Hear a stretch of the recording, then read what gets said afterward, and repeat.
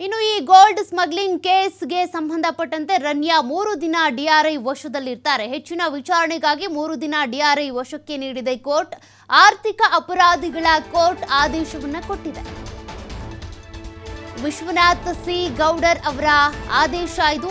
ನ್ಯಾಯಾಲಯದಿಂದ ಬಂದಿರುವಂತಹ ಆದೇಶ. ಹೆಚ್ಚಿನ ವಿಚಾರಣೆಗಾಗಿ 3 ದಿನ ಡಿಆರ್ಐ ಅಧಿಕಾರಿಗಳ ವಶದಲ್ಲಿರ್ತಾರೆ ಆರೋಪಿ ರನ್ಯಾ ರಾವ್. ಈಗಾಗಲೇ ಕಸ್ಟಡಿಗೆ ಪಡ್ಕೊಳ್ಬೇಕು ಅಂತೇಳಿ ಮನವಿ ಮಾಡಿಕೊಂಡಿದ್ರು ಡಿಆರ್ಐ ಅಧಿಕಾರಿಗಳು. ಅದಕ್ಕೆ ಸಂಬಂಧಪಟ್ಟಂತೆ ನಿನ್ನೆ ಆದೇಶವನ್ನ ಕಾಯ್ದಿರಿಸಲಾಗಿತ್ತು. ಈಗ 3 ದಿನಗಳ ಕಾಲ ಡಿಆರ್ಐ ಅಧಿಕಾರಿಗಳ ವಶದಲ್ಲಿರ್ತಾರೆ ಆರೋಪಿ ರನ್ಯಾ ರಾವ್. ಗೋಲ್ಡ್ ಸ್ಮಗ್ಲಿಂಗ್ ಕೇಸ್ನಲ್ಲಿ ಕಸ್ಟಮ್ಸ್ ಅಧಿಕಾರಿಗಳು ಚೆಕಿಂಗ್ ಮಾಡುವಂತ ಸಂದರ್ಭದಲ್ಲಿ ಈ ಚಿನ್ನದ ಗಟ್ಟಿಗಳನ್ನ ತೆಗೆದುಕೊಂಡು ಬಂದಂತ ರನ್ಯಾ ರಾವ್ ಸಿಲುಕಾಕೊಂಡಿರೋದು, ಅರೆಸ್ಟ್ ಆಗಿ ಪರಪ್ಪನ ಅಗ್ರಹಾರದಲ್ಲಿರೋದು. ಸದ್ಯಕ್ಕೆ ಈ ಕೇಸಿಗೆ ಸಂಬಂಧಪಟ್ಟಂತೆ 3 ದಿನಗಳ ಕಾಲ ತನಿಖೆ ಮಾಡೋದು ಬಾಕಿ ಇದೆ. ಇನ್ನೂ ಕೆಲವೊಂದಷ್ಟು ವಿಚಾರಗಳನ್ನ ತಿಳ್ಕೊಳ್ಬೇಕಿದೆ, ಮಾಹಿತಿ ಪಡ್ಕೋಬೇಕಿದೆ, ಪ್ರಶ್ನೆಗಳನ್ನ ಕೇಳಬೇಕಿದೆ. ತನಿಖೆ ಇನ್ನೂ ಬಾಕಿ ಇದೆ ಅನ್ನುವಂಥ ಕಾರಣಕ್ಕೆ ಡಿಆರ್ಐ ಅಧಿಕಾರಿಗಳು ಮನವಿ ಮಾಡಿಕೊಂಡಿದ್ರು. ಹಾಗಾಗಿ 3 ದಿನಗಳ ಕಾಲ ಡಿಆರ್ಐ ಅಧಿಕಾರಿಗಳ ವಶದಲ್ಲಿರ್ತಾರೆ ಆರೋಪಿ ರನ್ಯಾ ರಾವ್. ಹೀಗಾಗಿ ಇದಕ್ಕೆ ಸಂಬಂಧಪಟ್ಟಂತೆ ಈಗಾಗಲೇ ಏನು ಹೇಳಿಕೆ ಕೊಟ್ಟಿದ್ದಾರೆ ಅನ್ನೋದನ್ನು ಕೂಡ ನೀವು ಗಮನಿಸಿದ್ದೀರಾ. 4 ಪ್ರಶ್ನೆಗಳನ್ನ ಕೇಳಲಾಗಿದೆ, 4 ಉತ್ತರಗಳನ್ನ ಕೊಟ್ಟಿದ್ದಾರೆ. ಡೀಟೇಲ್ಡ್ ಆಗಿ ಉತ್ತರ ಕೊಟ್ಟಿದ್ದಾರೆ. ಹೌದು, ದುಬೈಯಲ್ಲಿ ಫ್ರೀಲಾನ್ಸರ್ ಆಗಿ ರಿಯಲ್ ಎಸ್ಟೇಟ್ ಉದ್ಯಮಿಯಾಗಿ ಕೆಲಸ ಮಾಡ್ತಾ ಇದ್ದಿದ್ದು ನಿಜ.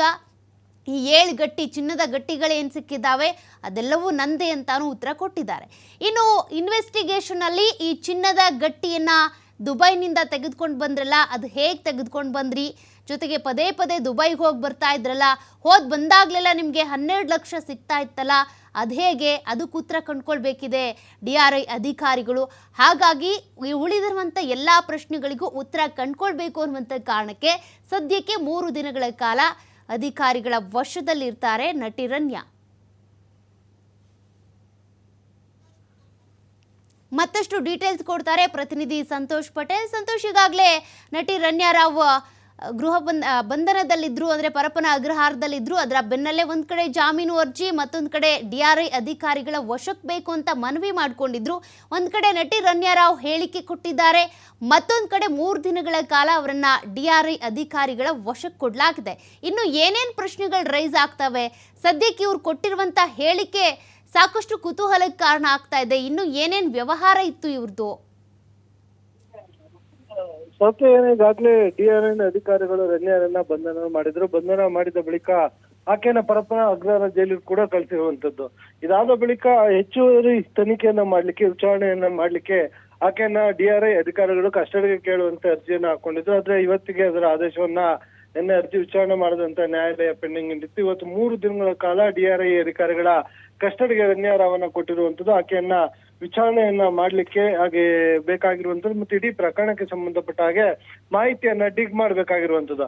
ಇನ್ನ ಈ ಪ್ರಕರಣದಲ್ಲಿ ಏನೋ ಆಕೆಯನ್ನ ಬಂಧನ ಮಾಡಿದ ತಕ್ಷಣ ಪ್ರಿಲಿಮಿನರಿ ಸ್ಟೇಟ್ಮೆಂಟ್ ಗಳನ್ನ ಏನ್ ಮಾಡ್ಕೊಳ್ತಾರೆ, ಕೆಂಪೇಗೌಡ ಏರ್ಪೋರ್ಟ್ ನಲ್ಲೇ ಈ ಪ್ರಿಲಿಮಿನರಿ ಸ್ಟೇಟ್ಮೆಂಟ್ ಅನ್ನ ಮಾಡ್ಕೊಳ್ತಾರೆ. ಸ್ಟೇಟ್ಮೆಂಟ್ ಅನ್ನ ಮಾಡ್ಕೊಂಡಂತ ಸಂದರ್ಭದಲ್ಲಿ ಆಕೆ ಸುಮಾರು 17 ಪೀಸ್ ಗೋಲ್ಡ್ ಪೀಸಸ್ ಗಳನ್ನ ಏನಕ್ಕೆ ತೆಗೆದುಕೊಂಡು ಬಂದಿರ್ತಾಳೆ ಅದರ ಬಗ್ಗೆ ಆಕೆ ಒಪ್ಕೊಂಡಿರುವಂತದ್ದು, ಒಂದು ಅಪ್ರೂವರ್ ಆಗಿರುವಂತದ್ದು. ಮಹಾಜರನ್ನ ಮಾಡುವಂತ ಸಂದರ್ಭದಲ್ಲಿ ಹೌದು ಅವೆಲ್ಲವೂ ಕೂಡ ನನ್ನದೇ ಅಂತ ಹೇಳಿ ಆಕೆ ಹೇಳಿಕೆಗಳನ್ನ ಕೊಟ್ಟಿರುವಂತದ್ದು.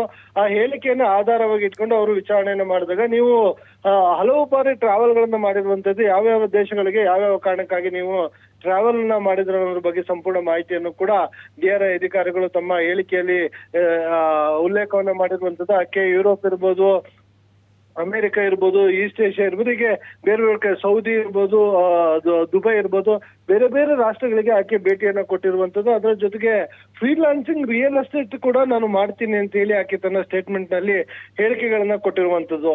ಇನ್ನ ಈ ಎಲ್ಲಾ ಹೇಳಿಕೆಗಳನ್ನ ಆಧಾರವಾಗಿಟ್ಕೊಂಡು ನ್ಯಾಯಾಲಯಕ್ಕೆ ಏನು ಮಾಹಿತಿಯನ್ನು ನೀಡಿರುವಂತಹ ಡಿಆರ್ಐ ನ ಅಧಿಕಾರಿಗಳು ಈಕೆಯನ್ನ ಈ ಮೂಲ ಯಾರು, ಈಕೆ ಹಿಂದೆ ಈ ಬಿಸ್ನೆಸ್ ನಲ್ಲಿ ಯಾರೆಲ್ಲ ಇದ್ದಾರೆ, ಇದೊಂದು ಸಿಂಡಿಕೇಟ್ ಆಗಿ ಕೆಲಸವನ್ನ ಮಾಡ್ತೀವಿ. ಸಾಮಾನ್ಯವಾಗಿ ಒಬ್ರು ಈ ರೀತಿಯಾಗಿ ಕೆಲಸವನ್ನ ಮಾಡ್ಲಿಕ್ಕೆ ಆಗೋದಿಲ್ಲ.